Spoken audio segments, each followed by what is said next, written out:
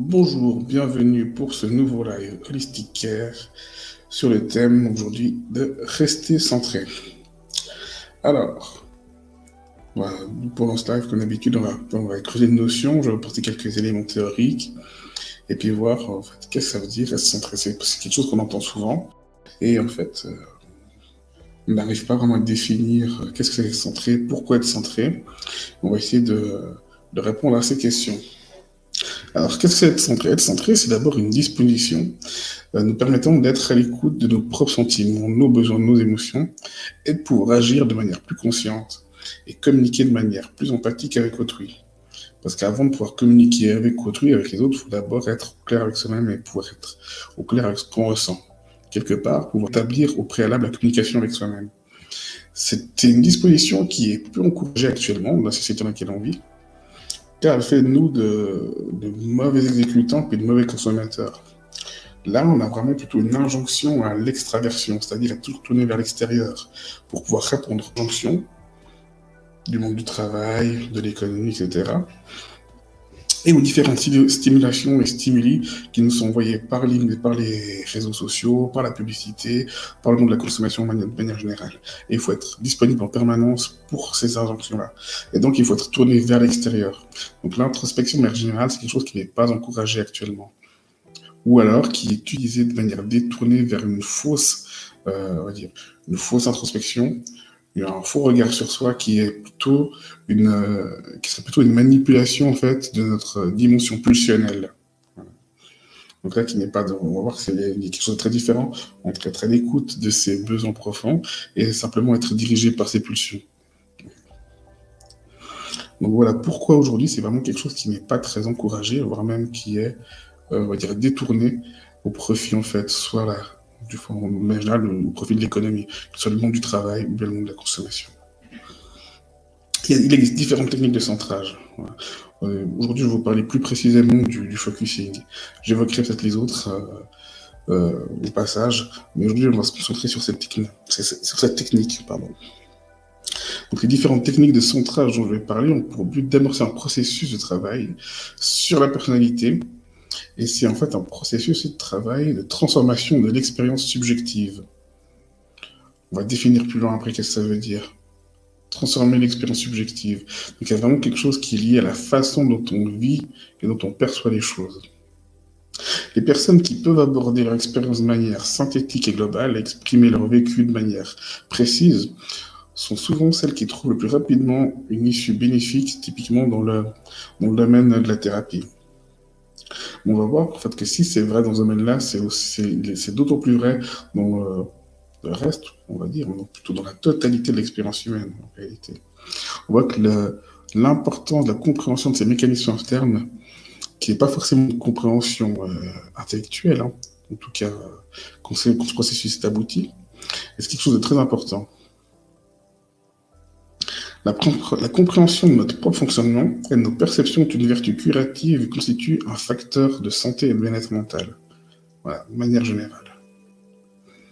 Et si on parle toujours dans un domaine voilà, donc un domaine d'accompagnement, voilà, thérapeutique, on voit que les qualités de congruence, d'empathie et de considération du thérapeute, le coach ou autre accompagnant envers la personne qui vient consulter, c'est ça qui est vraiment déterminant. Bien plus que le savoir théorique ou la dimension technique, on va dire, c'est l'approche qu'il utilise.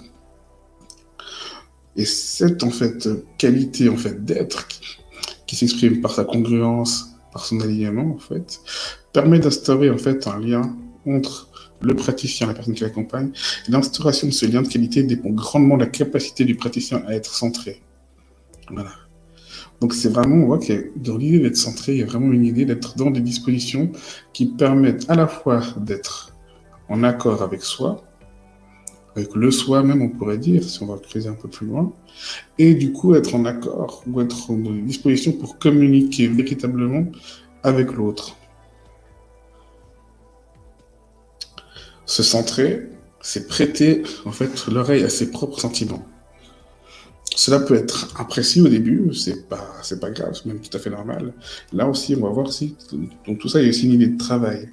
et qui a une capacité en fait d'apprentissage, même en fait dans un premier temps à comprendre en fait son fonctionnement et son vécu subjectif, on va voir, on va commencer à construire une sorte de grammaire en fait de l'émotion et de notre fonctionnement, et ensuite on va dépasser le stade de la compréhension, voilà, quelque part, à se comprendre soi-même, à être dans le vécu, les allers-retours entre la compréhension et le vécu, et ensuite cette capacité à transposer ça dans les relations avec autrui.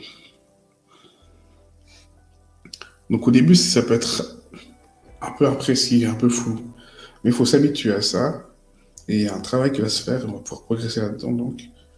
Et à force de se coltiner à ce travail, quelque part, on va réussir à construire quelque chose de plus précis, de plus significatif pour soi. Et même si au début c'est quelque chose qui va vous paraître un peu flou, il faut faire l'effort. Au début, voilà, ça va être un peu informe. Il faut d'abord donc reconnaître, lever ce vécu pour soi et oser l'exprimer, même si on ne comprend pas totalement au début. Donc le centrage va développer en fait l'attention aux signes corporels notamment. Surtout qu'on va utiliser donc cette technique du focusing, on va beaucoup utiliser les signes corporels qui vont nous donner une vision globale de la façon dont on vit une situation. La façon dont nous nous exprimons donne également de précieuses indications sur le procédé intérieur auquel nous avons recours afin de nous centrer. Parce qu'en fait, l'expression, on va voir, en fait, la symbolisation de manière générale, en fait, c'est le reflet en fait d'un vécu intérieur. Apprendre à ressentir, comprendre, connaître, apprécier, à faire l'expérience consciente de nos mécanismes internes. Voilà. Qu'est-ce que c'est se centrer? Après, je vais revenir un peu plus en détail justement sur la différence entre comprendre et connaître. Il y a quelque chose de très important dans ces deux notions qu'on va apprendre à articuler pour pouvoir se centrer. Alors, se centrer, ça nous permet de faire immédiatement le lien entre une émotion, par exemple un sentiment, comme la déception, et l'écho corporel que cela va susciter. Quand je parle de centrer, je parle surtout là, actuellement, je parle vraiment de la technique du focusing. Donc, on va ressentir peut-être une émotion, typiquement la déception, et on va essayer d'être attentif à ce que ça va susciter chez nous d'une manière corporelle. Voilà. Et il suffit juste d'être dans quelque chose de l'ordre du constat, on ne va pas qualifier. Voilà. De mal, de bien, voilà. Juste constater qu'il y a un lien entre ces deux choses-là. Et ça va nous permettre, en fait, après, à force de pratique, de comprendre, en fait, quel message, quelle information le corps a à nous transmettre par cet écho corporel. Se centrer, c'est accorder une écoute particulière à ce qui se passe en soi, y attacher de l'intention, combien même ce ressenti est indéfini et un peu vague au début. Mais c'est le fait de prêter attention qui va réussir à nous aider à former, à donner forme à ce ressenti. Notre attention qui autorise le ressenti à se former, voilà. Qui précisera cette sensation inconnue, mais qui est un peu vague dans un premier temps, mais que nous devinons significative et importante. Voilà. On sait que c'est quelque chose de pas anodin, de manière un peu instinctive, comme ça. Et donc, nous apercevons peu à peu l'importance qu'il y a, en fait, à écouter les messages corporels. Donc, parmi les nombreuses techniques utilisées pour se centrer, vous avez toujours entendu la cohérence cardiaque, de la pleine conscience, d'autres formes de méditation et des méthodes réessayées, etc. Aujourd'hui, je vais parler donc plus précisément du focusing. C'est une technique qu'on pourrait dire qui va nous aider à être en lien avec soi et avec les autres. C'est une méthode qui a été fondée par un philosophe américain, Eugene Gendlin. Donc on voit qu'il y a toute une approche, il était aussi également thérapeute, mais qu'il y a une approche aussi philosophique, qu'on peut d'ailleurs, on voit aussi qu'il y a une certaine filiation avec le courant stoïcien aussi. Donc on voit que c'est vraiment aussi toute une approche qui se base en fait sur les perceptions, mais également sur une réflexion sur les perceptions. Et on voit que ça va avoir plusieurs utilités, on va dire. Même si au final, on va dire que l'utilité finale, la finalité, ça serait une espèce de bien-être pour soi et un bien-être en lien avec les autres. Mais ensuite, on va découper ça en plusieurs parties. On va voir que cette technique de centrage, le focusing, va nous permettre de faire plusieurs choses. 1. Nous dégager de nos préoccupations. 2. Ressentir nos émotions pleinement, mais sans se laisser envahir. 3. Saisir globalement nos problèmes, nos difficultés, pour aller comprendre quelque part, justement. On va revenir sur la notion de comprendre. Harmoniser notre pensée et notre ressenti. Saisir notre vérité intérieure. On va voir la notion de saisie, ce sera importante. Interroger notre corps et obtenir des réponses claires. Intégrer nos découvertes à la conduite de notre vie. Parce que finalement, c'est pas juste un exercice mental. L'idée aussi, c'est de les intégrer dans la vie de tous les jours. Et par cette intégration, qui va nous mener à des actions qui vont nous permettre d'avoir un impact sur la réalité, sur notre entourage, sur notre quotidien. Et on voit que là, il y aura encore un aller-retour. Après, ces modifications sur l'environnement vont susciter chez nous des émotions, des réflexions, des messages corporels qu'on va de nouveau interroger. On voit qu'il y a cet aller-retour, voilà, entre l'intérieur et l'extérieur, entre moi et les autres, entre le ressenti et l'intellect. Et pour pouvoir pratiquer le focusing, on va passer par plusieurs étapes. Tout d'abord, il faut se mettre en condition mentale et physique. Parce que c'est vraiment quelque chose, une méthode qui nécessite qu'on soigne un peu le contexte. On ne peut pas faire ça n'importe où, n'importe comment, en tout cas dans un premier temps. Donc regardez qu'on ait un espace et un moment qui s'y prête. On ne soit pas tout le temps parasité par l'extérieur, comme je disais, comme on a dans une société ou dans un moment où on a tendance à nous pousser vers l'extraversion. Alors, ensuite, il faut essayer justement de prendre de la distance avec les choses, les événements. Ressentir, simplement ressentir, sans jugement. On voit que dans cette absence de jugement, il y a vraiment cette idée aussi, voilà, de suspendre, en fait, voilà, suspendre son appréciation. On va juste ressentir, identifier. On est encore dans l'ordre du constat. Comparer, interroger, puis accueillir. Accueillir d'abord, mettre à distance ensuite. On voit qu'il y a ces deux choses. C'est-à-dire prendre le recul nécessaire pour se rendre disponible. La mise à distance consistera en fait à utiliser le symbole déjà pour nommer la sensation. Nommer, c'est déjà mettre à distance dans le sens où on va mettre un symbole. On n'est plus dans l'immédiateté du ressenti. On va mettre un mot dessus. Et le symbole, en fait, ça marche par comparaison. Donc par point commun. Donc on ne peut plus être immergé dans la chose. Quand on est immergé complètement dans la sensation, finalement, on est totalement dans l'indicible. On est dans le ressenti total. Et pour pouvoir le nommer, on est obligé de faire un écart. Faire un lien entre le ressenti et la chose qui va la symboliser. Et trouver le point commun entre les choses. Donc là, par le fait de nommer, on va prendre une distance, une première distance. Et on va voir que cette prise de distance, après nous permettre, après avoir été immergé dans la sensation, dans le vécu, de faire un pas de recul et puis après pouvoir faire une saisie, de saisir en fait ce moment vécu. Alors, comment entrer dans ce processus? Déjà en me posant une question.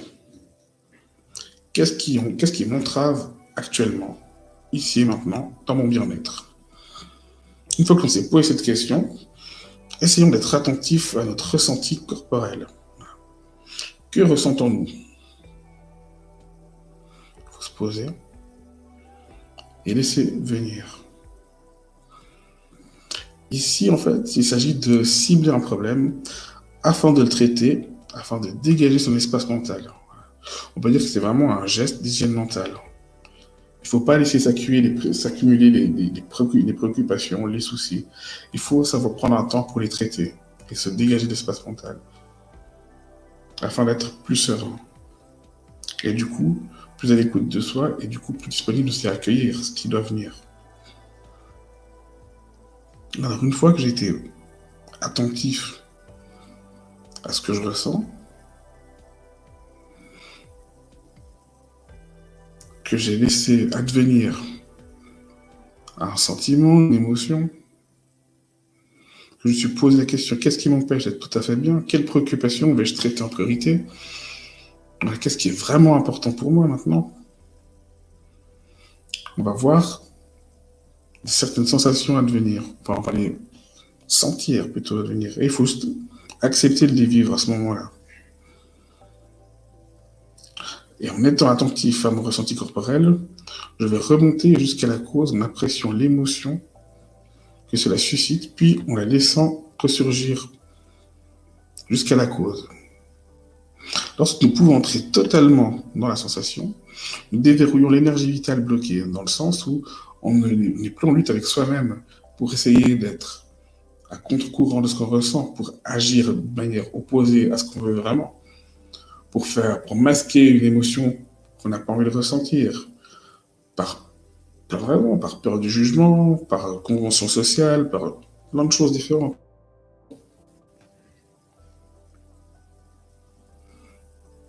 Donc, être aligné, c'est vraiment aussi être une disposition en fait qui est quelque part écologique, dans le sens où on n'est plus dans le gaspillage d'énergie, sa propre énergie vitale.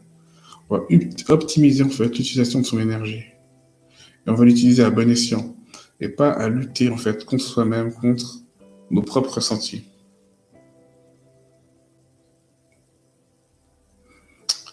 Si on est dans cet alignement, voilà, qui permet en fait de déverrouiller l'énergie vitale, les émotions désagréables se transformeront et disparaîtront d'elles-mêmes. Voilà.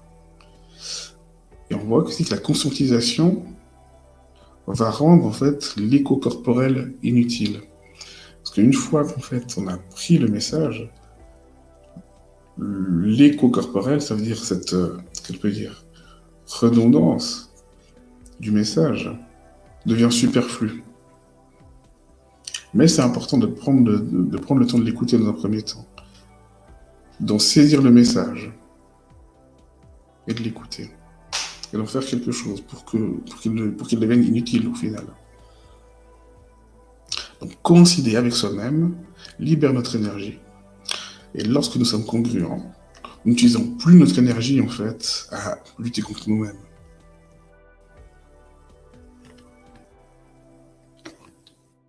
Donc ici, nous avons choisi de traiter un problème et sa manifestation corporelle, mais notre corps se manifeste aussi bien dans la joie. Donc ça, c'est un truc qu'il faut aussi comprendre. Là, on parle de manifestations corporelles suite à des problèmes, par rapport à des problématiques. Mais en fait, dans les moments de joie, de bonheur, etc., notre manifestation corporelle existe aussi. Donc, il faut aussi pouvoir vivre aussi ces moments-là. Voilà. L'idée ici, c'est de réapprendre à vivre pleinement.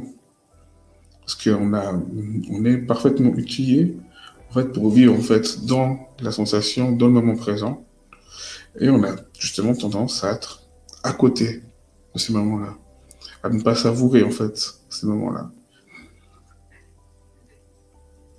Donc il est important de mettre une attention particulière sur la sensation corporelle, de ne pas les ignorer, de ne pas les réprimer non plus, car faire disparaître la douleur ou ces sensations ne permet pas toujours d'en supprimer les causes.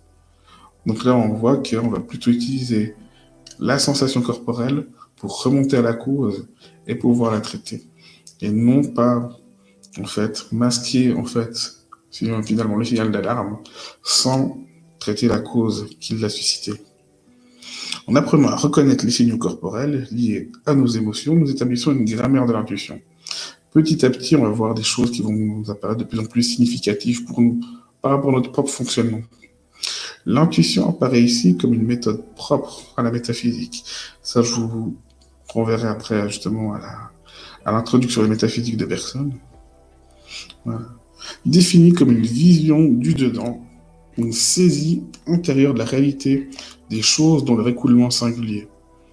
Donc vraiment, l'intuition, cette perception vraiment intuitive, c'est cette perception de l'intérieur des choses, mais vraiment dans le vécu total, dans la sensation totale, dans le moment présent absolu.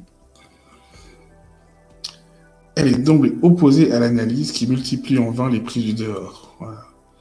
Donc c'est opposé mais à la fois complémentaire, on le verra par la suite. La décomposition, la proposition réelle des points de vue élémentaires n'a jamais délivré la connaissance d'aucune chose, ou du moins que des connaissances partielles. Ce que nous cherchons au contraire là, c'est au contraire faire une expérience absolue. Voilà. C'est ça qui est recherché. Être dans l'absolu de l'expérience. Développer son intuition consiste à porter donc attention à ses expériences internes et à les accepter, ne rien faire d'autre soi-même, voilà, juste les accepter et les laisser venir avec confiance. Et ces expériences en fait vont constituer en fait, un apprentissage. Cette somme d'expériences va avoir un effet sur nous. En fait. Ça, c'est quelque chose qui est intéressant, c'est que même si on va le faire sans attention dans l'acceptation, il va y avoir quelque chose de performatif dans le sens où ça va avoir un effet. Ça va agir. Voilà. Cela permet d'atteindre, quelque part, un contrôle sans contrôle, d'être inconscient, ou plutôt d'être inconsciemment compétent.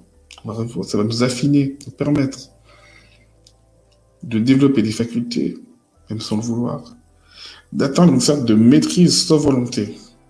En focusing, l'intention, en fait, elle n'est pas présente dans le geste initial, quelque part. Mais on verra que les effets produits, en fait, vont nous permettre après de conscientiser, en fait, les bienfaits que cela a sur nous. En focusing, l'identification de la sensation est indispensable. Il faut y mettre l'image, l'expression, le mot juste. Là, on revient à la mise à distance. Et plus on va avoir, en fait, le mot juste, plus on va se rapprocher de la sensation, l'image, le mot juste, l'expression. Même si, en fait, on va dans la symbolisation, d'emblée, on va s'éloigner. Et puis après, la précision, en fait, du discours ou du mot, des images, va nous rapprocher, en fait, de cette sensation, mais sans jamais, en fait, réussir à l'atteindre totalement. C'est comme essayer de se rapprocher de l'horizon, voilà, où on va la définir de plus en plus précisément, mais sans jamais l'atteindre complètement, parce que le discours même en lui-même va nous éloigner de la sensation. Mais c'est pas grave, parce qu'en fait, c'est ça qu'on recherche finalement, c'est de compléter ce vécu absolu avec une appréhension en fait consciente et logique du vécu. On appelle donc cela faire une prise. Cette acceptation sans réflexion, sans effort, et c'est le fruit de l'acceptation sans jugement. C'est le laisser venir. Ou on appelle aussi l'acceptation sans jugement l'époquer, c'est vraiment la suspension du jugement. Donc il faut laisser venir, et ensuite on va, voilà, sans jugement, on le laisse venir. Et ensuite on va qualifier, enfin non pas qualifier, plutôt nommer. On va essayer de trouver une image, trouver des mots, nos propres mots, c'est mieux parce que plus en fait c'est personnel, plus c'est proche de notre vécu, plus ça sera significatif pour nous, plus ça sera la possibilité d'une prise de conscience. Dès que notre corps et notre cerveau sont réunis, on a mis en fait quelque part, parce qu'on a, quelque part on est dans la situation initiale, on est dans une situation où on les fait travailler de manière séparée, de manière un peu antagoniste. Mais dès qu'on arrive à les réunir vraiment, on va découvrir finalement, en fait, se découvrir une capacité à régler un grand nombre de problèmes. Parce qu'on va mobiliser en fait deux modes de connaissance de la réalité, deux formes d'intelligence. Et si on les mobilise correctement, donc on sera bien parti pour résoudre les problèmes ou les difficultés qui se posent à nous. Donc de deux manières différentes. Un, en s'immergeant, donc on est dans le vécu absolu, dans l'expérience absolue. Et deux, si on veut, on tourne autour. Là, on est plus dans l'analyse. Mais il faut les deux choses pour pouvoir en fait avoir la connaissance qui permet en fait de résoudre la difficulté ou même de faire changer la chose dans le sens où d'un problème, ça devient juste, comme on l'avait vu dans l'obstacle chemin, juste un moment, voilà, avec lequel on va composer d'une manière plus efficace que si on avait simplement vu comme un problème ou bien même refusé de le voir, parce que les deux en fait peuvent être aussi improductifs l'un que l'autre. Donc on voit que l'apprentissage du réel commence par soi-même. Grâce à l'intuition, on se transporte à l'intérieur pour coïncider avec ce qu'il y a d'unique et par conséquent d'inexprimable. La vie antérieure est tout cela à la fois, variété de qualité, continuité de progrès, unité de direction, et on ne saurait la représenter totalement par des images ou par des mots. Le symbole n'épuise pas l'archétype qu'il représente. Ça, c'est quelque chose qu'il faut comprendre. Voilà. Par le mot, par le langage, on n'arrivera jamais, en fait, à circonscrire totalement cette réalité du vécu. Mais voilà, c'est pas quelque chose, c'est pas un souci. Plus on va le préciser, plus on va avoir une bonne analyse, même si on va pas retrouver le vécu absolu.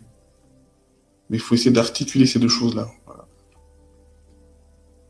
Parce que en fait, des voies divergentes sont empruntées par l'intelligence qu'on peut qualifier de scientifique et par l'intuition philosophique. Et les conditions de convergence possibles entre facultés et disciplines apparaissent dès que notre corps et notre cerveau sont réunis. Voilà. Dès que la sensation et la réflexion marchent de concert. Dès que la sensation et la réflexion marchent main dans la main, alors nous sommes bien partis pour résoudre les problèmes qui sont en fait révélés à nous, ou plutôt les problèmes par de difficultés ou d'obstacles. Voilà. Qui on voit que quand on l'a bien compris, et bien connu, change de nature, ne deviennent plus un obstacle, mais juste une partie du chemin. La confirmation s'obtient, la confirmation qu'on a bien trouvé ce qui faisait obstacle, cette pierre d'achoppement, s'obtient par la modification et l'atténuation de l'écho corporel. Voilà. Nommer le plus précisément possible l'écho corporel le rend superflu. Pour comprendre une émotion, il faut d'abord accepter de la vivre pleinement. Dans les exemples d'écho corporel, on peut voir la chair de poule, les jambes engourdies, la boule au ventre, voilà, pour les sensations les plus classiques qui peuvent parler un peu à tout le monde. Voilà. Après, ce qu'il faut se demander, c'est aussi qu'est-ce que cela veut dire, qu'est-ce que ça veut dire pour moi.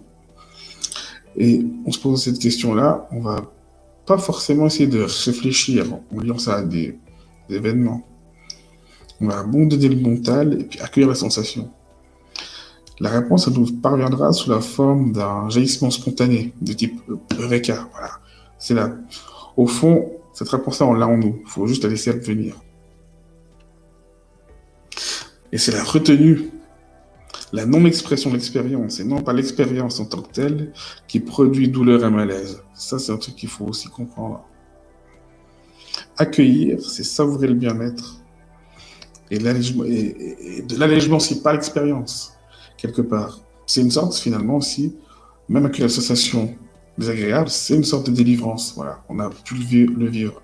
Après, il faut pouvoir le comprendre, pouvoir le métaboliser et en faire quelque chose. Et pouvoir surtout après passer à l'action. Mais c'est vrai que ça passe d'abord par cette étape d'acceptation. Donc il faut être à l'écoute de soi-même.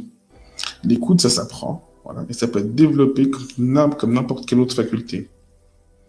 S'écouter soi-même, développer la conscience de soi, permet de vivre pleinement ses expériences et augmente la confiance et l'estime en soi.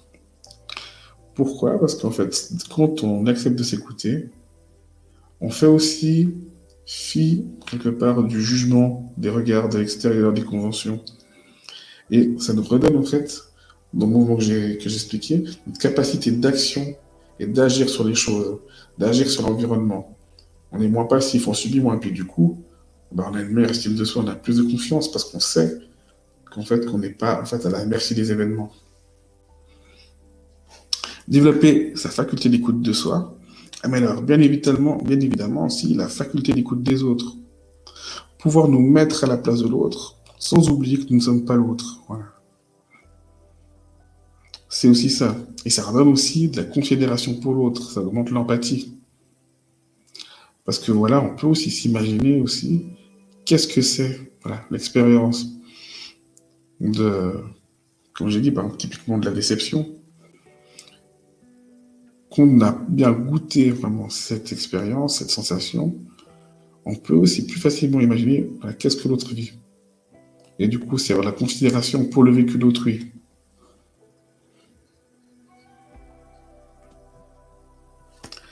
Et l'idée aussi là-dedans, c'est de pouvoir, et c'est ça qui est peut-être aussi plus difficile, c'est après d'apprendre justement à nous écouter nous-mêmes, à écouter les autres, en ayant conscience que nous ne sommes pas les autres.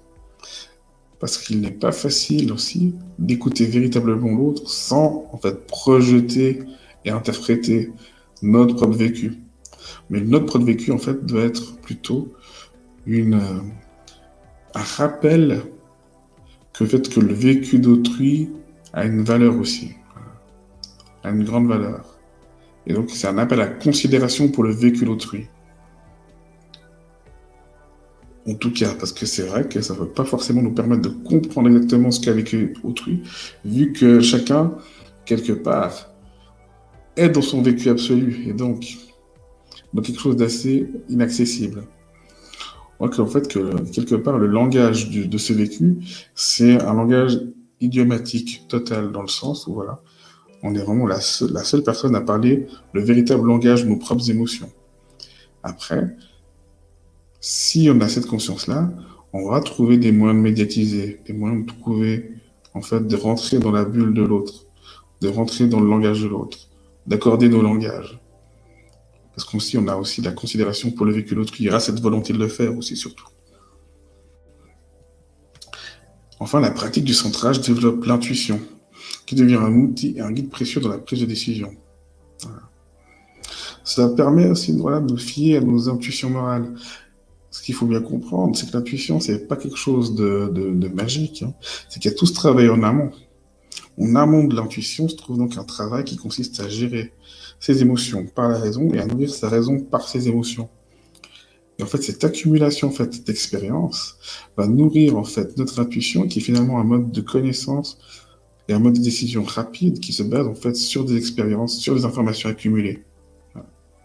On voit typiquement dans le domaine des sciences qu'on va parler de la sérendipité et que simplement que les personnes ont travaillé longtemps sur un sujet et que voilà, ils y ont réfléchi, on voit qu'à d'autres moments où ils n'y pensent pas du tout, il va y avoir une sorte de réorganisation inconsciente des choses et tout d'un coup, tac, la réponse apparaît. Mais c'est parce qu'il y a eu un travail en amont. Là, c'est la même chose. Sauf qu'on est plus dans l'ordre du vécu. Mais il y a un travail qui est fait en amont. Donc, finalement, ce que j'ai envie de dire, c'est que vous devez choisir de croire que vous avez la liberté du choix. Et parce que c'est par le choix que vous faites quotidiennement, qu'il y a des décisions qui en découlent et qui vous mènent à l'action. C'est ça, en fait, qui vous permettent en fait, de créer vos propres vies. Et sans ces décisions, en fait, d'action, en fait, les choix, en fait, restent lettres mortes. Donc, prendre ses responsabilités, c'est aussi prendre sa liberté. Le but, c'est pas de contrôler la réalité dans son infinité de variables, parce que c'est quelque chose d'impossible. La réalité, elle ne dépend pas de votre vécu, de votre vie, de votre vision. Mais c'est d'agir sur ce qu'on peut. Et ça commence déjà par soi. L'idée, vraiment, c'est d'avoir cette perception équilibrée entre ce vécu et la réalité, et la capacité qu'on a, capacité raisonnable, d'agir sur ces perceptions afin de changer nos comportements et, dans un dernier temps, d'agir sur la réalité, qui vont par ailleurs susciter de nouvelles perceptions chez nous.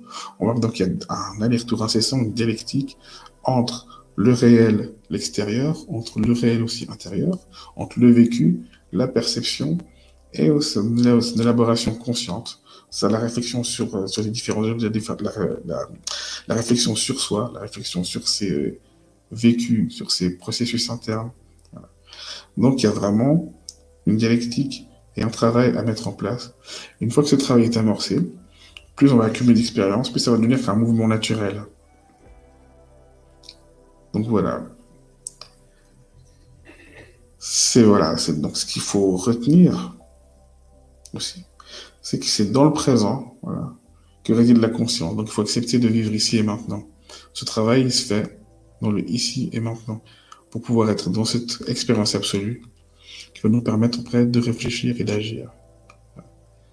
Donc ne soyez pas ni dans le regret du passé, ni dans l'angoisse du lendemain, mais dans le présent, ici et maintenant, le vécu, la réflexion et l'action. Merci beaucoup d'avoir suivi ce live Holistic Care sur le focusing. Restez centré et à bientôt.